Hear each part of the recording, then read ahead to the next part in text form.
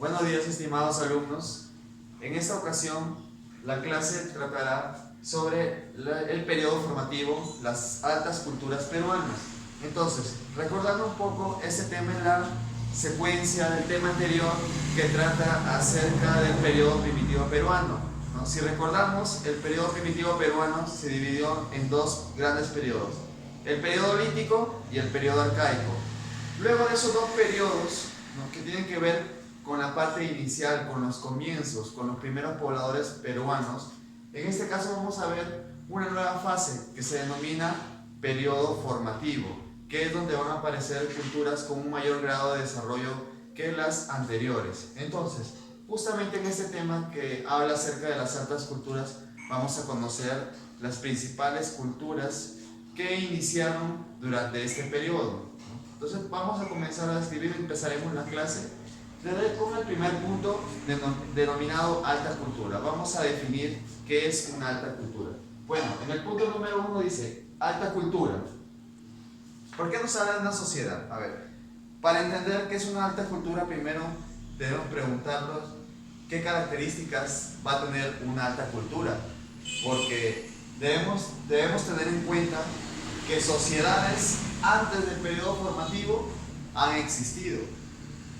Pero ¿cuál es la diferencia entre las sociedades que existieron durante el periodo primitivo, durante el lítico, durante el arcaico, con las culturas que van a aparecer durante el formativo, ¿no? En este caso, la diferencia básica está en el grado de desarrollo de estas culturas que alcanzaron. Vamos a obtener que se le llama altas culturas porque son sociedades que han alcanzado un alto grado de especialización en los distintos aspectos. Por ejemplo, ya sea en el aspecto político-social. ¿Cómo podemos darnos cuenta que una alta cultura está desarrollada en el aspecto político-social? En cuanto a su organización, la aparición de clases de castas sociales, de castas políticas, la clase dominante y la clase dominada. En estas culturas, este aspecto va a ser muy marcado. En el aspecto económico, ¿qué actividades económicas practicaron en cuanto a la agricultura, la ganadería?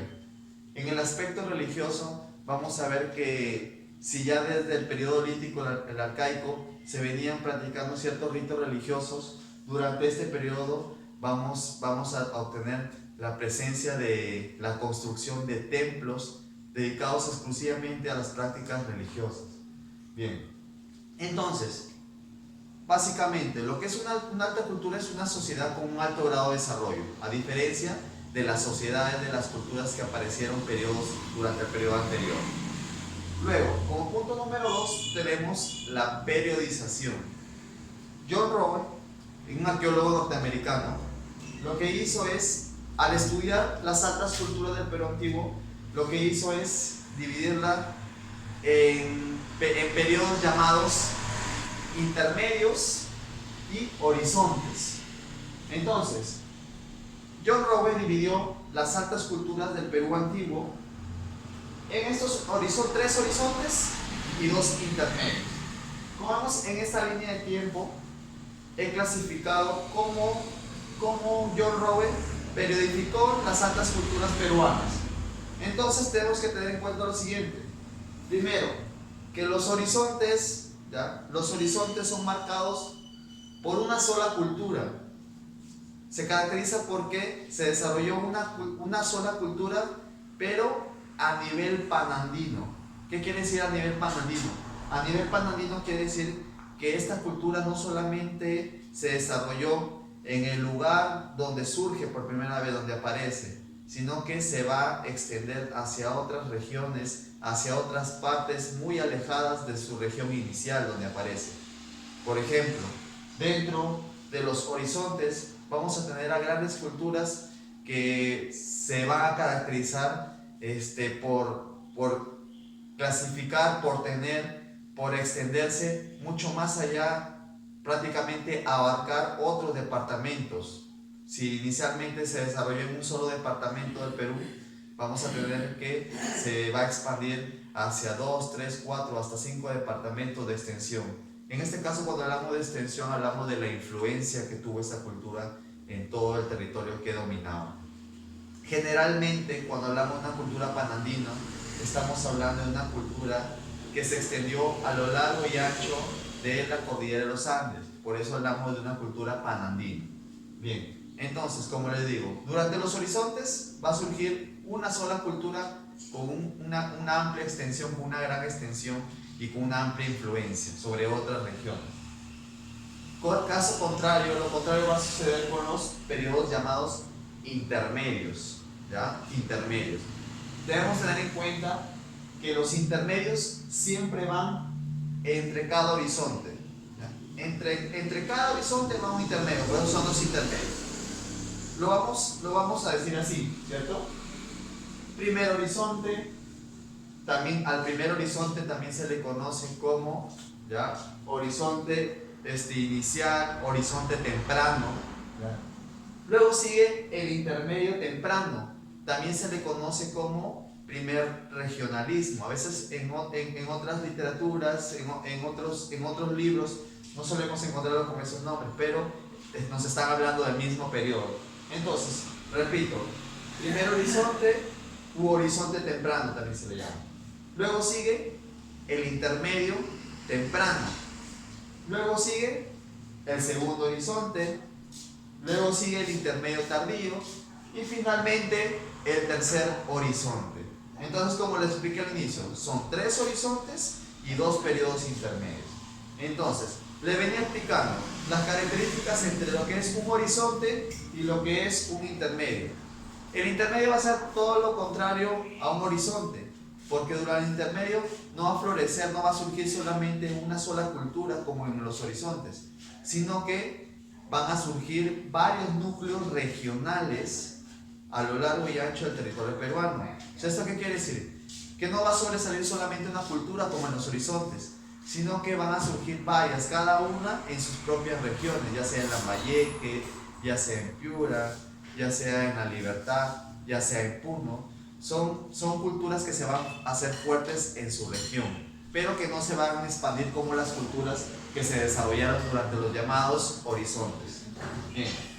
Por eso es que debo explicar lo siguiente. Como en cada horizonte siempre va a sobresalir una cultura, ¿ya?, que se extendió, tuvo una amplia extensión, una vasta extensión. En el primer horizonte tenemos a la cultura chavín, ¿ya? Si ubicamos el inicio del primer horizonte, que cabe recalcar que el primer horizonte está dentro de lo que llamamos el periodo formativo, específicamente en el formativo medio, es cuando aparece la cultura chavín. Entonces, con la cultura chavín estamos hablando aproximadamente de hace 1000 años antes de Cristo. Entonces, tenemos a Chavín en el primer horizonte. Chavín va desde los 1000 años antes de Cristo hasta los 200 años después de Cristo. Entonces, luego del primer horizonte viene el intermedio temprano. En el intermedio, como les dije, van a surgir varias culturas. Entre ellas, no son las únicas. Por ejemplo, tenemos a la cultura mocha, a la cultura nazca, a la cultura vicús. Luego viene el segundo horizonte, u horizonte medio. En este caso también, al igual que con Chavín, va a surgir una cultura que va a predominar. En este caso se llama la cultura Wari. Luego viene otro periodo intermedio, que es conocido como el periodo intermedio tardío, donde se van a desarrollar varias culturas. Tenemos la cultura chimú, la cultura sicán, los chinchas, los chancas, los huancas, los reinos aymaras, y así podemos seguir mencionando otras culturas que se desarrollaron durante este periodo. Y finalmente, ¿ya?, la historia de las altas culturas, o vamos a decir el periodo del Perú antiguo, ¿ya? Las culturas del Perú antiguo van a terminar en esta parte, denominada tercer horizonte, donde va a dominar, en este caso, los incas, cuyo nombre de su imperio, de su organización política, se le denominaría el Tahuantinsuyo. Entonces, imagínense que el Tahuantinsuyo pues culmina aproximadamente hacia el siglo XV, el año 1400. Bueno, en realidad cuando hablamos de culturas, ¿ya?, hay que entender algo, ¿ya? No es que termina una y empieza otra, no es eso, no es que desaparecen las culturas, sino que van perdiendo importancia. Así como toda cultura va a entrar en un auge, también va a llegar un momento que van a entrar en decadencia, van a perder importancia o van a ser conquistadas por otras culturas. Bien, esto en cuanto al punto número 2, que es la periodización, ¿ya?, de John Rowe acerca de las altas culturas. Entonces, pasemos al siguiente punto donde vamos a explicar las etapas del periodo formativo, que es lo que se explicó la clase pasada, pero solamente se dio como una lectura nada más. En este caso vamos a ahondar más en el tema. Entonces, lo que sí se explicó es que el formativo se divide en 3 periodos. Tenemos el formativo inferior, el formativo medio y el formativo superior. Son 3 etapas que tiene el periodo formativo. Entonces, dentro de cada periodo se van a ir desarrollando ciertas culturas que van a representar a cada uno de estos periodos del formativo. Entonces, como hemos visto de los puntos anteriores, vamos viendo que van a aparecer las denominadas altas culturas. Entonces, vamos a conocer una por una de estas primeras culturas, primeras altas culturas que aparecieron en el Perú antiguo. Bien, vayamos primero por el formativo inferior. ¿Ya? ¿Qué cultura sobresale en el formativo inferior? La cultura Sechín. Si hablamos de la cultura Sechín según su cronología, la podemos ubicar en el año 1800 a.C. hasta el año 1000 a.C. Entonces, tenemos que tener en cuenta lo siguiente: que la cultura Sechín representa el periodo formativo, la cultura al formativo inferior, la cultura Chavín representa al formativo medio, y la cultura Paracas con la cultura Pucará representan al formativo superior. Ahora, esto no quiere decir que fueron las únicas culturas que existieron durante este tiempo, durante el formativo. Hay otras culturas que también existieron durante este periodo, pero que sin embargo estas son las más conocidas, las más importantes, las más estudiadas, ¿ya? Por eso es que las he tomado como ejemplo de cada periodo. Bien, entonces vayamos por el periodo formativo inferior. Estábamos en la cronología, en el tiempo en el cual aparece la cultura Sechín, ya en el año 1800 a.C. Empecemos por su ubicación. La cultura Sechín se ubica en la ciudad de Casma. La ciudad de Casma queda en el departamento de Ancash. Entonces, para poder comprender también cómo es que se da el desarrollo de estas culturas, debemos de conocer la geografía del lugar, cómo es el lugar donde se desarrollan estas culturas. Entonces, por lo tanto, es importante saber dónde están ubicados los departamentos para poder ubicar las culturas donde se desarrollaron. Entonces, estamos en la ciudad de Casma. La ciudad de Casma se encuentra en el departamento de Ancash. Entonces, pero si hablamos de la provincia de Casma, así como Piura tiene 8 provincias, ¿ya? Todos los departamentos del Perú tienen sus números, en este caso de provincia. En el caso de Ancash, la provincia donde se desarrolló la cultura Sechín es la provincia de Casma. Entonces, la provincia de Casma es región costa. Así como, al igual que Piura, Ancash también tiene una parte que es región costa y parte sierra, parte montaña, parte de la cordillera de los Andes. Pero la cultura Sechín se desarrolló en esta zona, no en la zona costera. ¿Ya? Bien. Si hablamos de su descubridor, su estudioso, fue Julio César Tello. En cuanto a las actividades económicas que practicaron los Sechín, tenemos la agricultura, ¿ya? Por ejemplo, la agricultura fue una práctica muy importante de las altas culturas del Perú antiguo. Porque recordemos que si desde el periodo primitivo comenzó primero a desarrollarse la horticultura, luego la agricultura, vamos a ver un cambio radical en cuanto a la actividad agrícola con respecto a las culturas anteriores al formativo. ¿Por qué? Porque en este caso simplemente no vamos a ver sembríos pequeños o pequeñas extensiones, sino que vamos a ver que inclusive se van a desarrollar obras, ¿ya? En este caso hidráulicas, para poder llevar agua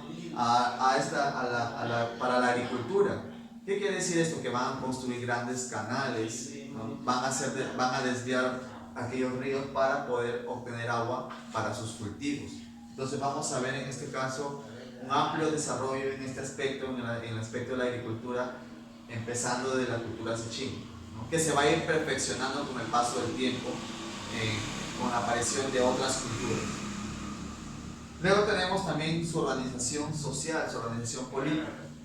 Tenemos lo siguiente, ¿no? Hay que explicar aquí que si en cuanto a su organización política, o sea, en cuanto a quién es la clase dominante, si vemos que los sacerdotes están por encima de todos, ¿ya? Vamos a tener en este caso un estado, vamos a tener una civilización teocrática. Teocrática quiere decir que los sacerdotes van a estar en la clase dominante, ellos van a ser en este caso los que van a dominar esta sociedad.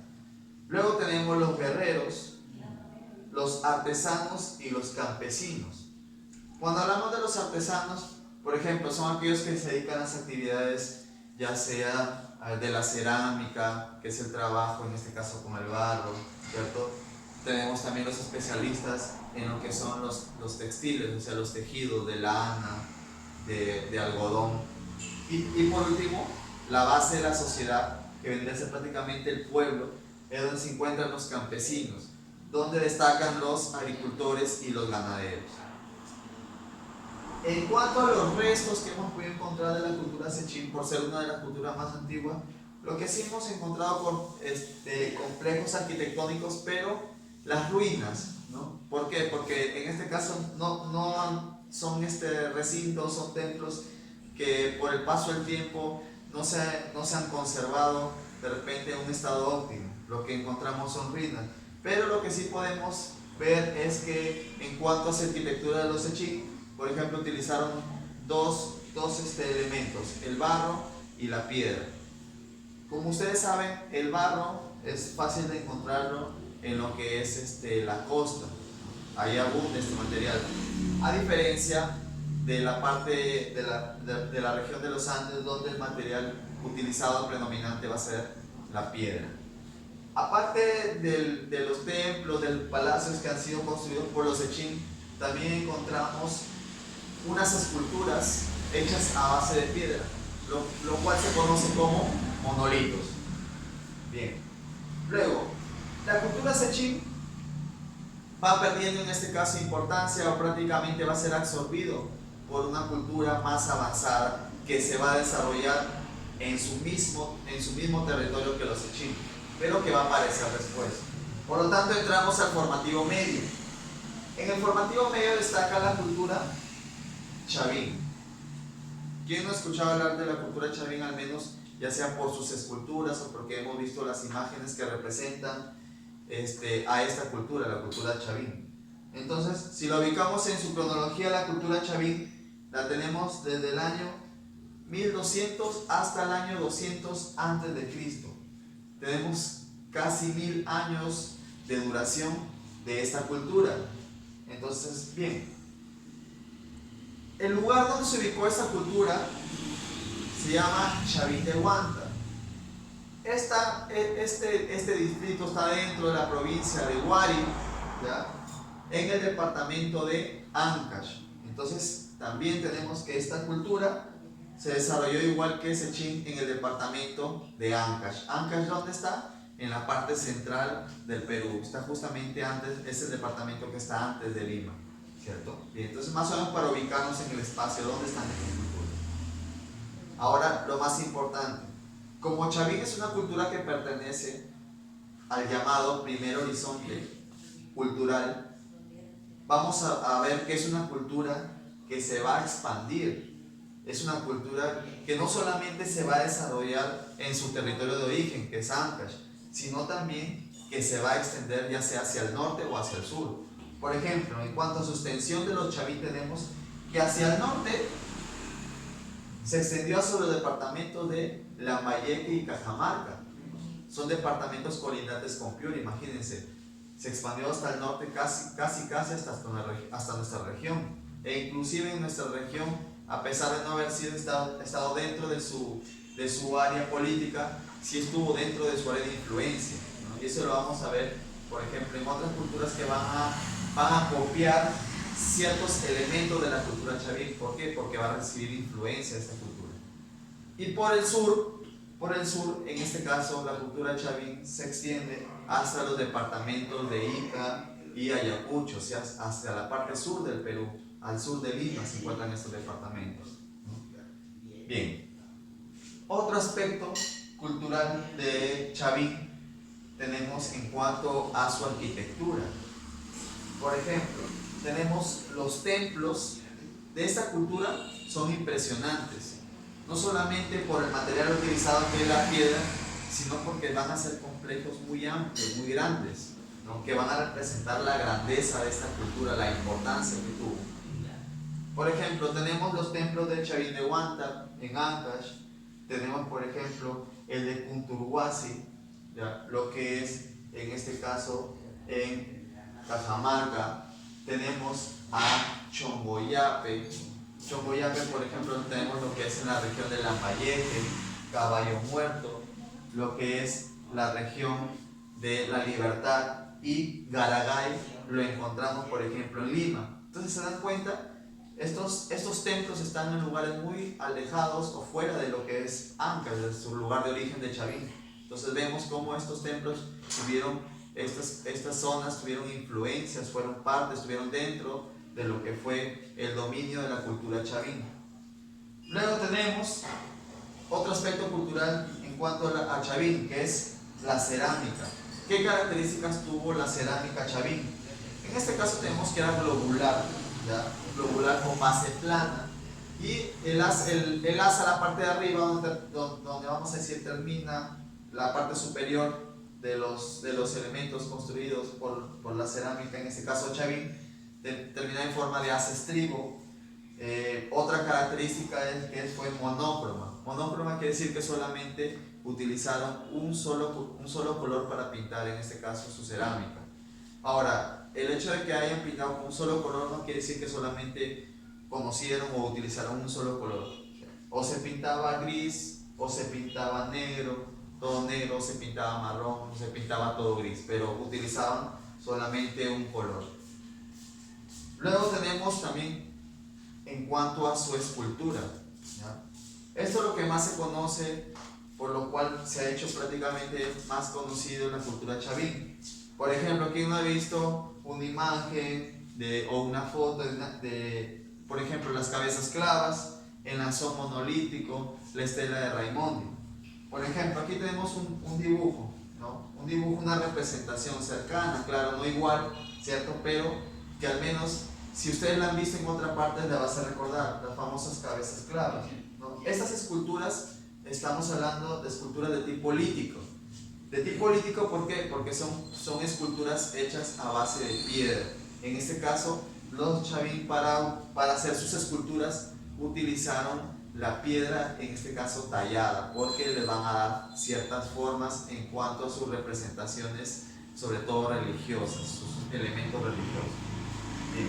Por ejemplo, las cabezas clavas son esas cabezas enormes hechas de piedra que adornaban lo que es los templos, las partes exteriores del templo. Por ejemplo, en el templo de Chavín de Huántar, en sus paredes del perímetro están afuera las cabezas clavas empotradas a las paredes del templo, ¿no? Se podría considerar que estas cabezas clavas tenían una función. Ya he dicho que la escultura era una escultura lítica religiosa porque representaba a las deidades chavín, pero en cuanto a las cabezas clavas, eran como los defensores, los protectores del templo, ¿cierto? Eso estaba. Claro que no eran, vamos a decir, no eran esculturas muy pequeñas, eran esculturas que podían llegar a pesar 1 tonelada, media tonelada, porque estaban hechas totalmente de piedra y eran obviamente muy pesadas, tenían que potrar en la pared para que se puedan observar desde lo alto.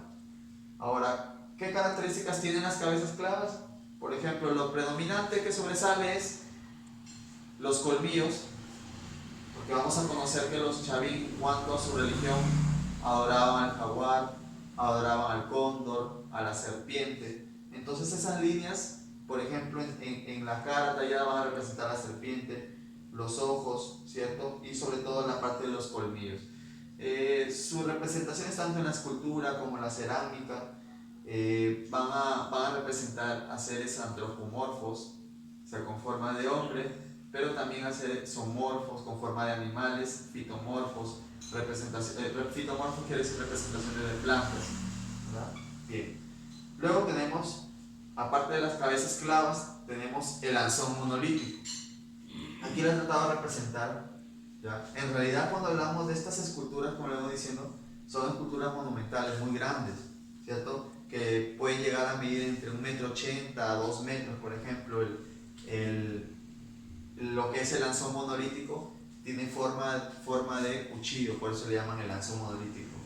Y en este caso, también, al igual que las cabezas clavas, tiene representada, por ejemplo, dibujos en alto y bajo relieve de lo que son serpientes. Por ejemplo, tenemos la parte donde se representan los colmillos y otras cosas más. En cuanto a la estela de Raimondi, la estela de Raimondi es conocido, por ejemplo, porque ahí está representado el dios Huiracocha, o también conocido como el dios de los báculos. Tenemos a una deidad que está puesta sosteniendo dos báculos, por eso le llaman el dios de los báculos, también conocido como el dios Huiracocha. Este dios no solamente va a tener influencia sobre esta cultura, sino que otras culturas van a adoptar el culto también a este dios tiempo mucho más adelante, ¿no? Bien. Luego, en cuanto a su organización política, su organización social, también tenemos que es una cultura teocrática, ¿ya? Porque en este caso la casta dominante van a ser los sacerdotes. En cuanto a sus actividades económicas, va a sobresalir la agricultura. En la agricultura, por ejemplo, vamos a conocer que predominó, entre los cultivos que predominaron en la agricultura está el maíz, la papa, el oyuco, ¿cierto? Son esos cultivos que van a predominar en la agricultura. En la ganadería tenemos vamos a decir, criaron los llamados auquénidos, la llama, la alpaca, ¿cierto?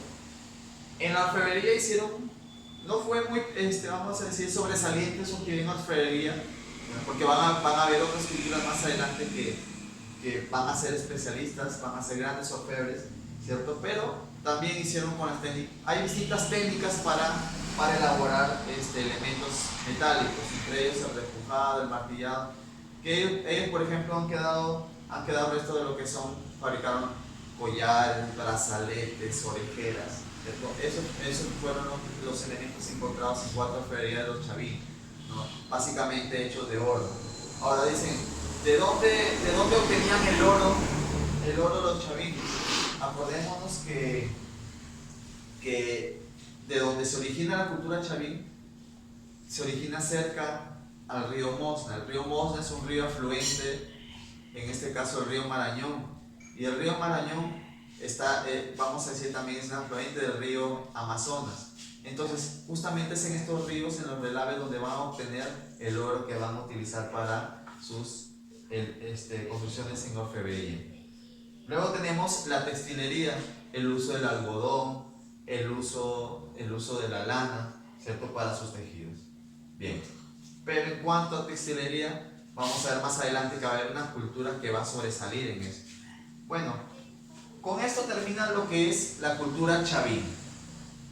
Luego tenemos el siguiente periodo del formativo, el formativo superior, el último, ¿cierto? Bien, tenemos a la cultura Paracas.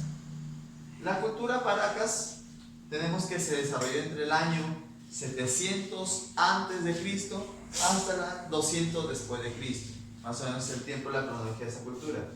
¿Dónde se ubicó? En la provincia de Pisco, cerca a lo que conocemos como la península de Paracas. Esto está en el departamento de Ica. ¿Ica dónde está ubicado? Al sur de Lima. Bien, entonces como que estas culturas, por ejemplo, Sechín y Chavín, representan lo que es la parte la parte central. Lo que es la cultura paraca, la cultura pucará vendrán a representar lo que es parte del sur, de las culturas que se desarrollaron al sur del Perú. Bien, sigamos con Paracas. Hemos mencionado dónde se ubicó, en la ciudad de Pisco, en el departamento de Ica. Ahora, para estudiar Paracas, tenemos que clasificarlo en dos grandes periodos, por las características que van a tener, en este caso, sobre todo, sus tumbas, ¿cierto? Tenemos Paracas cavernas y Paracas necrópolis. La diferencia está básicamente en cómo enterraron a sus muertos durante esos dos periodos. El primer periodo, que es el periodo cavernas, el más antiguo de Paracas, entre los 700 y los 200 años antes de Cristo, ¿ya? Tenemos que, por ejemplo, sus tumbas tenían forma de copa invertida. Aquí vemos la superficie, en este gráfico, este dibujo tenemos las superficies, esta es la parte de la superficie de la Tierra, ¿no? Este es en este caso el hueco que se hace para enterrar, ¿no? Porque sus momias, sus tumbas eran subterráneas, ¿no? Entonces tenemos que aquí, en estos como especies, ¿ya?, de envoltorios, era donde depositaban a sus momias. En este caso los Paracas vamos a decir, se le reconoce porque sus muertos, sus momias, las envolvían con textiles, con tejidos, llamados fardos funerarios, ¿cierto? La diferencia básica entre el periodo cavernas y necrópolis va a ser la forma de sus tumbas y el grado de especialización, cómo es que, en este caso, adornaban, por decirlo así, a sus muertos. Bien. A diferencia de Paracas necrópolis, en Paracas necrópolis vamos a encontrar tumbas subterráneas, pero que van a ser rectangulares, como pasillos. Por eso al periodo Paracas necrópolis, su mismo nombre lo dice, se llama, necrópolis significa ciudad de los muertos. Entonces vamos a encontrar varios pasadizos rectangulares subterráneos donde van a enterrar sus muertos. En este caso, por ejemplo, a diferencia de Paracas cavernas, los fardos funerarios, que son unas mantas con las cuales cubrían completamente el cuerpo de sus muertos, ¿ya?, va a ser el grado de especialización. Vamos a encontrar que los fardos funerarios utilizados para cubrir los muertos, los tejidos, ¿ya?, se le denomina, por eso es que le venía explicando acerca de Paracas, se denomina que los Paracas tuvieron la textilería más hermosa del Perú antiguo. O sea, no hay cultura que haya alcanzado ese grado de belleza y especialización que alcanzaron los Paracas en cuanto a su tejido. Bien, entonces, la cronología del periodo Paracas necrópolis tenemos del año 200 a.C. al año 200 después de Cristo, un periodo más o menos de 400 años. En cuanto a su organización social, político-social, tenemos que no solamente fue una sociedad teocrática, una cultura teocrática, sino que también militarista. ¿Militarista por qué? Porque también los guerreros tenían importancia, influencia, ¿cierto? También pertenecían a la casta dominante. Y cerámica, también, tanto la cerámica como la textilería, como les venía explicando, hay una diferencia entre el primer periodo, el periodo Paracas cavernas y Paracas necrópolis. En Paracas cavernas, la cerámica era polícroma, ¿cierto? La utilización del rojo, en este caso la utilización del marrón. Tenemos que en el periodo Paracas necrópolis va a cambiar, mientras que en Paracas cavernas va a ser polícromo, es decir, vamos a utilizar para pintar varios colores a la vez.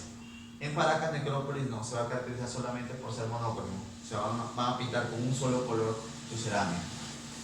En cuanto a la textilería, ¿ya?, también Paracas cavernas y necrópolis, vamos a tener que los fardos funerarios son poco desarrollados, como lo comenté anteriormente, y con influencia, con iconografía, o sea, con elementos, con influencia de la cultura chavín. A diferencia de Paracas necrópolis, donde los fardos funerarios van a ser unos finísimos fardos funerarios, e inclusive con grandes decoraciones, por ejemplo, con plumas, con tejidos muy bien elaborados. Bien, entonces, con esto acabo lo que es el formativo superior en cuanto a la cultura Paracas. Finalizando, una cultura que se desarrolla durante el formativo superior, pero en la parte ya sur del Perú, específicamente sureste, ¿no? Vamos a ubicarlo, a ver. En cuanto a su cronología, la cultura Pucará. La cultura Pucará se desarrolla entre los años 100 a.C. a los 300 después de Cristo. ¿Cuál es el lugar de desarrollo? Su zona de desarrollo es el noroeste del lago Titicaca. ¿Dónde queda esto? En la provincia de Lampa, en el departamento de Puno. ¿Dónde ubicamos el departamento de Puno? El departamento de Puno lo vamos a ubicar al sureste del Perú, ¿no? Vamos a decir al este de lo que es el departamento de Cusco. Si ubicamos, cogemos un mapa político del Perú, en la parte donde se encuentra el conocido lago Titicaca, es donde se encuentra el departamento de Puno. En esta zona, al noroeste del lago Titicaca, se va a desarrollar la cultura Pucará, en la provincia de Lampa, departamento de Puno. Ahora, los estudiosos la consideran a Pucará como la cultura proto-tiahuanaco. O sea, ¿por qué le llaman proto-tiahuanaco? Porque va a ser como la cultura puente entre el primer horizonte, que es la cultura chaví, y la cultura tiahuanaco, que se va a desarrollar durante el intermedio temprano. Es como que Pucará está en intermedio entre chaví y tiahuanaco. Bien. La cultura Pucará, a pesar de que una de las características de la zona de Puno, de la zona de Lampa, donde se va a desarrollar esta cultura, es una cultura que se desarrolla en una zona, en un territorio que se encuentra a gran altitud, sobrepasa los 3.700 metros sobre el nivel del mar. O sea, estamos hablando de una zona entonces donde el clima va a ser diferente que el clima de la costa, donde las prácticas, las actividades económicas van a ser diferentes. ¿Por qué? Porque tenemos que, por ejemplo, que sobrepasando los 3.700 metros sobre el nivel del mar, la temperatura va a bajar, hace más frío, ¿cierto? Entonces no van a existir los mismos cultivos que hay en otros pisos altitudinales más bajos. Aún así, se desarrolló la agricultura. ¿Pero por qué? Porque Pucará no solamente se desarrolló en lo que es el territorio de Puno, sino que se va a extender hacia zonas del Océano Pacífico. Acuérdense que Puno es casi frontera con lo que es el país altiplánico de Bolivia. Entonces, Pucará se va a extender hasta el Océano Pacífico. ¿Por qué? Porque han quedado en este caso evidencia de que los Pucará, en este caso, por llamar así, los reyes Pucará, tuvieron acceso a lo que son los productos ictiológicos, o sea, a la pesca, ¿no? Vamos a decir que el comercio que se desarrolló durante este periodo de esta cultura va a ser muy activo, tanto así que el pescado que se obtenía en el mar peruano era consumido por la casta dominante, por los reyes Pucará. Entonces ahí vemos tenemos la evidencia de un comercio muy activo entre los pueblos de la costa y los de la sierra. Bien. Entre los cultivos que sembraron los Pucará, la papa, el maíz, que son los que se repiten, ¿no? Si nos hablan del cultivo predominante en agricultura de las culturas del Perú antiguo, será básicamente el maíz. La ganadería, obviamente por tratarse de zonas muy altas, la ganadería de auquénidos, que son animales que están muy adaptados a vivir en estas condiciones climáticas, ¿cierto? Y geográficas. En cuanto a su extensión, y les venía explicando eso, se extendió hacia el oeste, o sea, hacia la zona del Océano Pacífico. Y en cuanto a su arquitectura, por ejemplo, tenemos que su arquitectura fue también utilizar una piedra. En este caso, podemos considerar que supera a Chavín, ¿ya? Supera a Chavín, porque los Pucará van a utilizar otros elementos más especiales, vamos a decir más avanzados, que no utilizaron los Chavín. Por ejemplo, que es lo que son la utilización de columnas, dinteles y todo esto. Bien, entonces, con la explicación de esta última cultura la cultura Pucará, ha culminado lo que es el tema de las altas culturas peruanas, lo que es el periodo formativo. Más adelante, ¿qué estudiaremos? Las otras culturas que le siguen al primer horizonte, que son las culturas que aparecen en el periodo intermedio temprano. Entonces, estas culturas las explicaremos en una siguiente sesión de clase. Bueno muchachos, espero hayan entendido la clase. Cualquier pregunta, no duden, ya saben, se comunican conmigo y analizamos cualquier tipo de pregunta. Muy bien muchachos, cuídense, hasta la próxima clase.